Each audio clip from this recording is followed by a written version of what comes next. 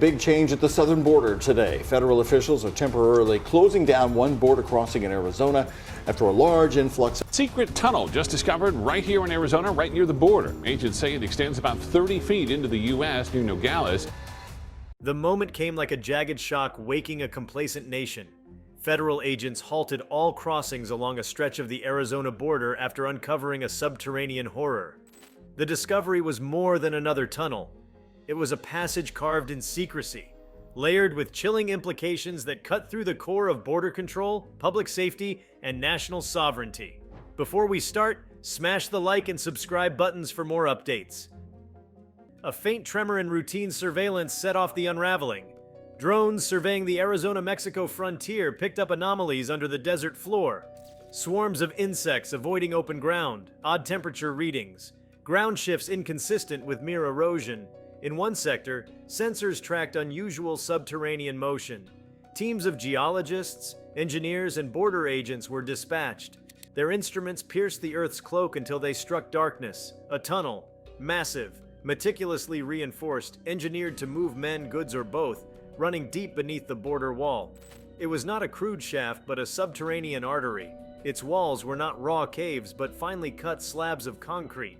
Ventilation shafts reached upward, camouflaged by desert scrub.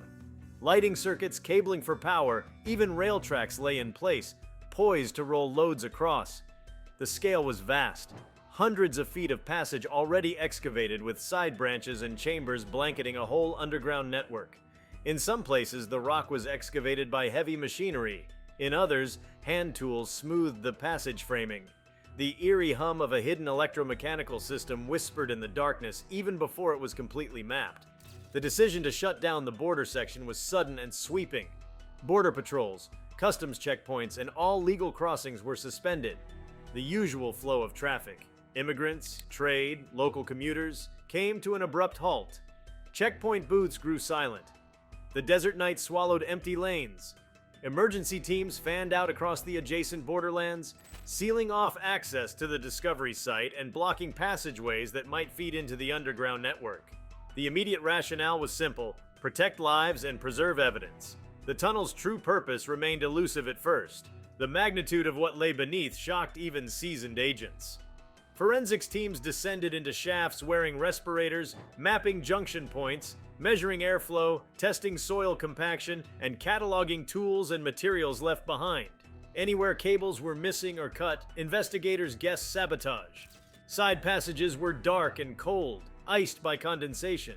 The deeper sections felt less like tunnels and more like subterranean rooms, cavernous and menacing. That kind of subterranean infrastructure could only be built with resources, planning, and powerful backing.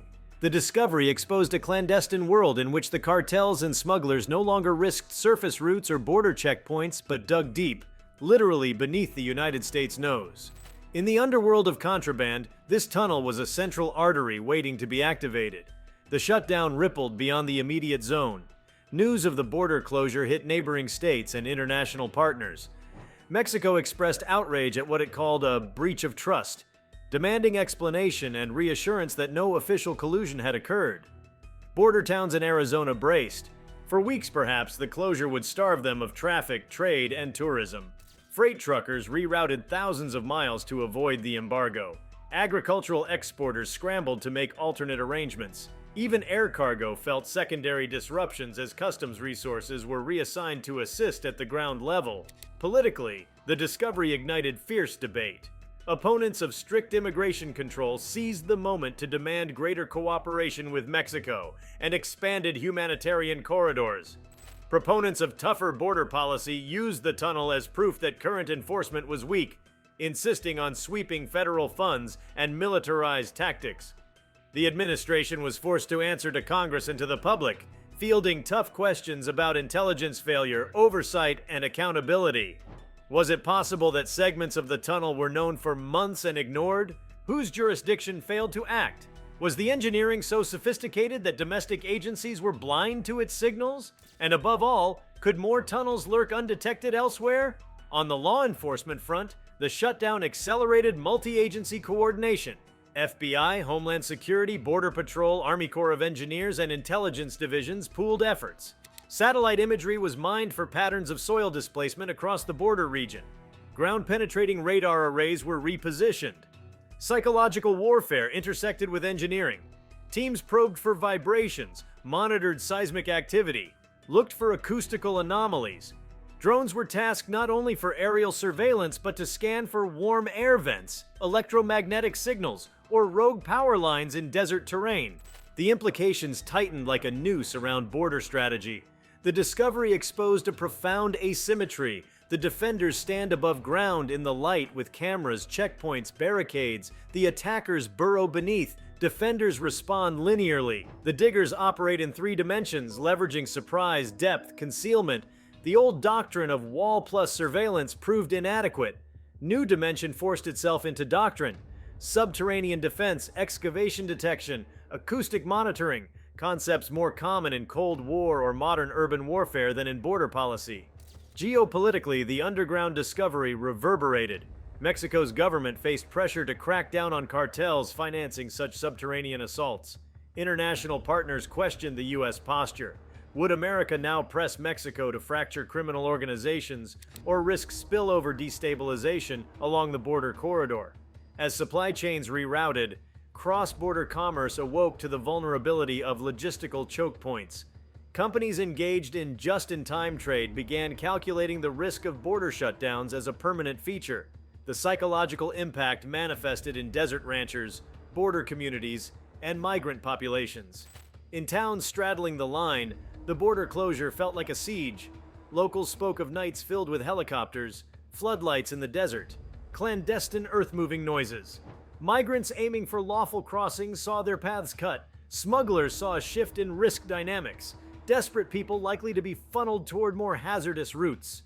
The previously porous corridors of human and drug movement would reroute, likely into less patrolled zones, generating new hotspots of danger. In Washington, policy circles shifted gears. The tunnel discovery forced a reckoning over funding priorities. Monies once destined for surface fencing, surveillance towers, or aerial drones would now be diverted to subterranean detection technologies. Congress convened hearings. Some lawmakers raised alarms at constitutional oversight. What would extensive ground scanning cost to civil liberties and property rights? Could private landowners resist underground investigations beneath their property?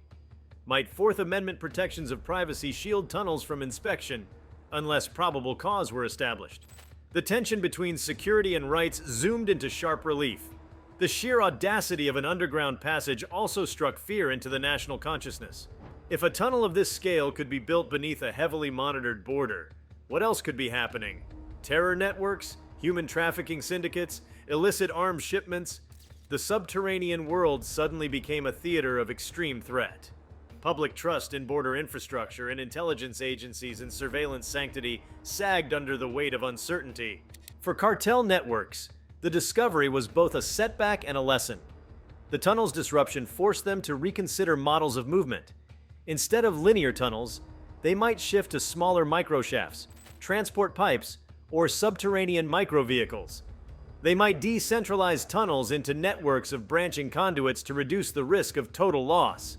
The calculus changed. The cost of discovery now included not only destruction of a route, but a full border shutdown, energy diverted from elsewhere, and political blowback. That could deter larger tunnels but incentivize smaller stealth conduits, more clandestine approaches, or hybrid systems mixing surface and underground routes. Inside the discovery zone, investigators found signs the tunnel was built in stages, possibly by multiple groups over time. Some sections seemed decades old, lined with primitive supports. Other parts had modern reinforced panels and wiring. That suggested an iterative build model where smaller operators contributed segments, merging into a larger transnational artery. The notion of a shared underground network hinted at a cartel-level architecture beyond local smuggling cells. The technological demands of the tunnel revealed a hidden industrial capacity. Mining equipment, generators, ventilation fans, wiring spools, concrete segments, all present. Procurement trails could lead to international suppliers. Supply chains for steel, power, and heavy machinery suddenly became targets for interdiction. Federal investigations would trace paper trails across borders, import-export data, shipping manifests, agricultural conduit routes, all needed to be cross-checked. Seizures of heavy equipment in border towns would be reclassified as terror risk investigations. Experts warned that one discovery is rarely the only one. The null hypothesis shifted. Authorities must assume the existence of other tunnels until proven otherwise. The security perimeter expanded from the surface line to an entire subterranean buffer zone. Border doctrine would have to adapt. Pipe networks, rock layers, acoustic sensors, and electromagnetic scanning tools would become necessary adjuncts to cameras and physical walls. In closing that part of the border, the government also sent a symbolic message. The underground is not inviolable. The United States would no longer ignore the underworld. The act of discovery forced the nation to confront that beneath deserts and border fences lies a contested realm, where control demands new tools, bold detection, and a willingness to peer into darkness. What once was hidden must now be illuminated, even if the light reveals all sorts of shadows conspiratorial and dangerous. The shutdown was not just about sealing a breach, it was an inflection point. The desert silence over that stretch of Arizona bore more than military tension. It carried the weight of a fracture in border assurance. The ground had betrayed a fault line in national security, one that could no longer be ignored. What lay beneath would demand a response, a redesign of strategy, and a reimagining of how a nation guards the threshold between its world and the unknown depth below. The sun over the Sonoran Desert had barely risen when the machinery of government tightened its grip on Arizona's southern edge. The air buzzed with confusion, frustration, and unease. Helicopters swept the skies above the desolate landscape, their searchlights combing the sands for signs of movement. Federal trucks formed barricades where once there were open lanes of passage. Rumors swelled faster than facts could catch them, each more sensational than the last.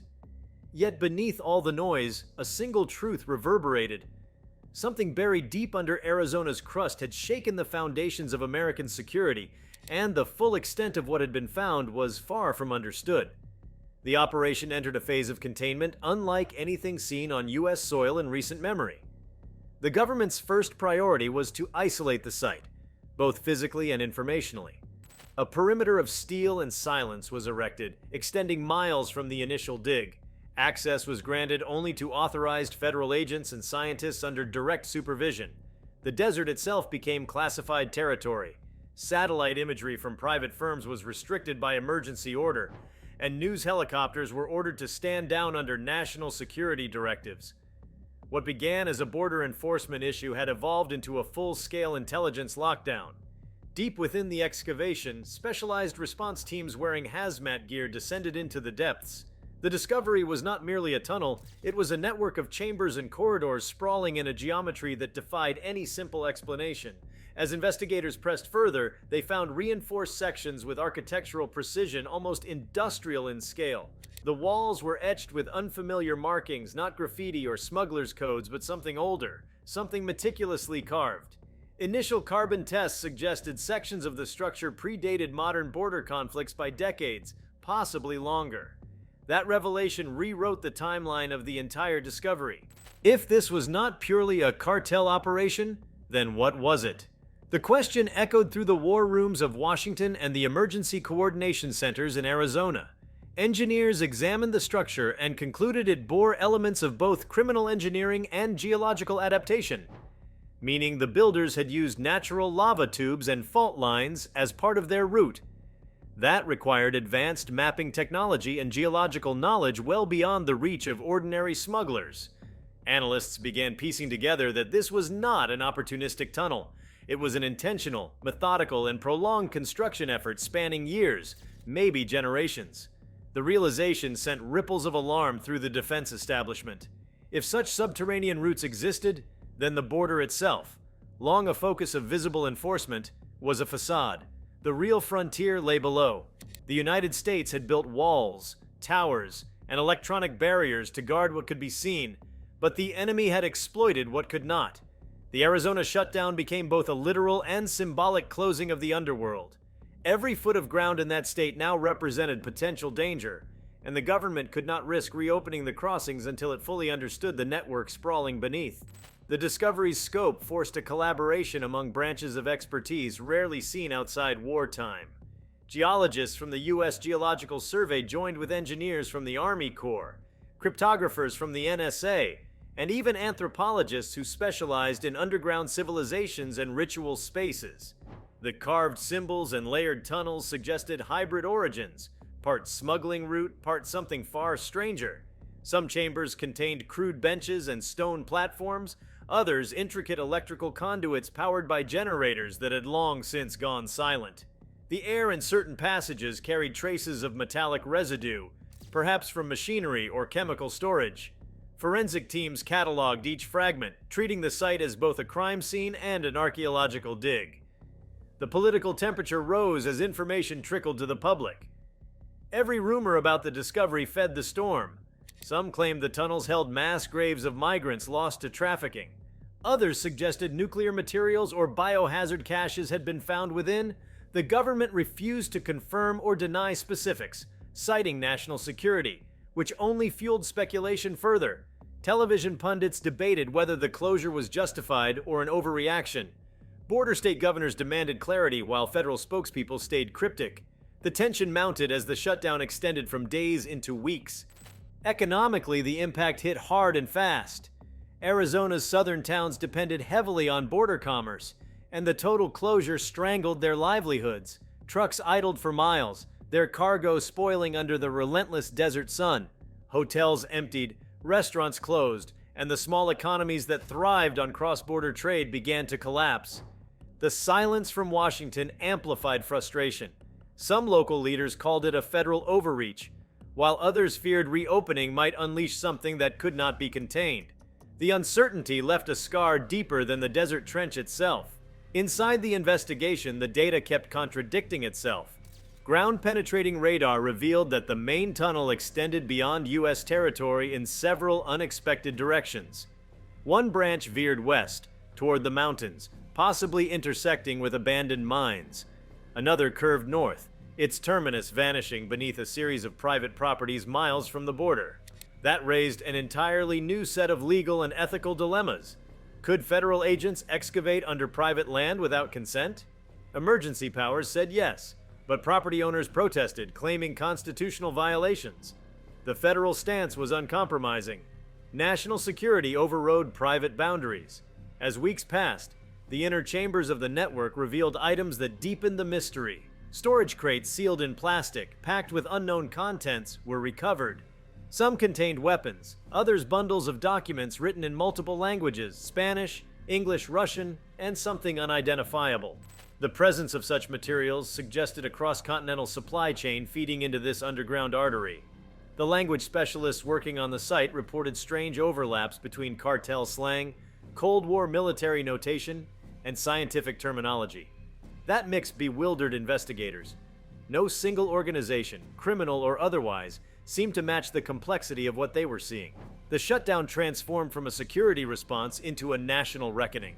Debates erupted across the country over how far underground sovereignty extended. Could a nation claim dominion over what lay beneath its soil as firmly as it did over airspace? If the subterranean frontier was now contested, would new laws have to define the depth of national borders?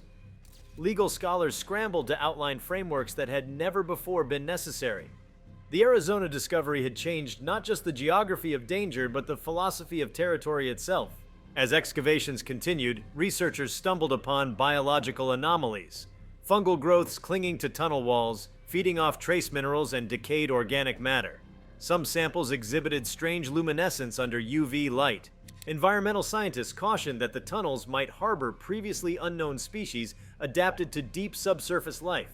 Samples were shipped under containment protocols to specialized labs. For every question answered, 2 more emerged. The line between crime scene and scientific discovery blurred further.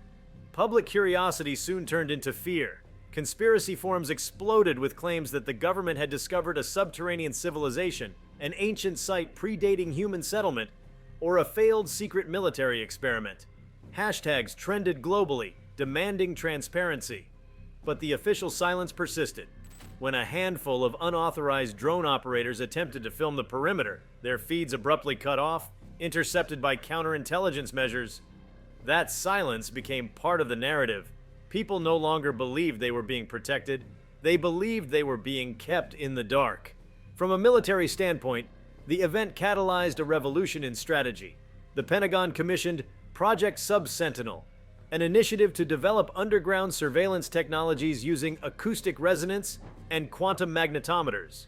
The discovery had exposed the vulnerability of America's terrain-based defense model, and rapid innovation became a matter of urgency.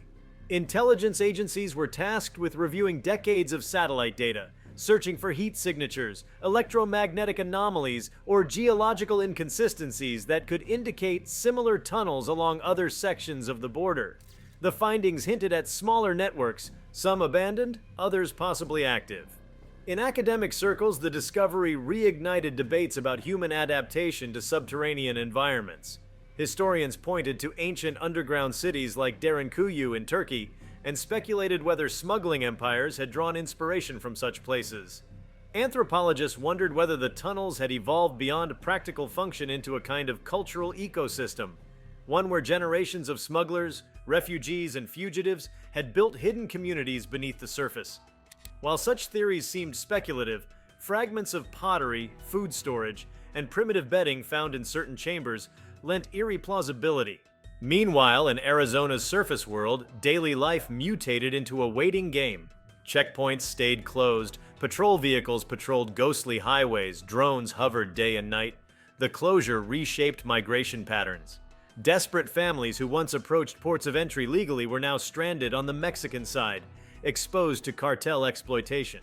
The humanitarian toll mounted. Aid organizations struggled to deliver supplies through secondary routes, often under threat. The desert, always harsh, had become a labyrinth of fear and confusion.